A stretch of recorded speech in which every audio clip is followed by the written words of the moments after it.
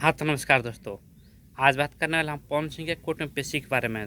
जैसे जैसे कि आपने पहले वीडियो देखा होगा। तो नमस्कार दोस्तों, आप देख रहे हैं प्रेम राज चैनल। चैनल पर नया तो चैनल को लाइक करा और सब्सक्राइब कर। भाई इतना मेहनत करते हैं आपके लिए, एक लाइक और सब्सक्राइब तो बनता है।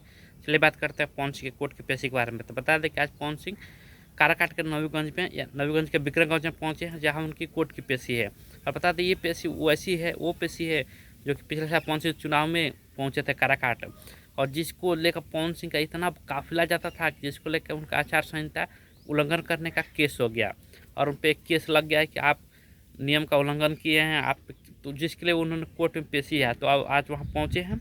और बता दें कि पवन सिंह का भाई काफिला इतना ज़बरदस्त है कि भीड़ तो लग ही जाएगी, इसमें पवन सिंह का कोई दोष नहीं। और इतनी गाड़ियाँ पहुँची थी और उसके साथ मतलब साउंड इफेक्ट इतना हुआ था कि जिसको लेकर उन पर केस मुकदमा दर्ज हो गया। तो आपको क्या लगता है, पवन सिंह पे मुकदमा सही हुआ है? कमेंट करके बताएं।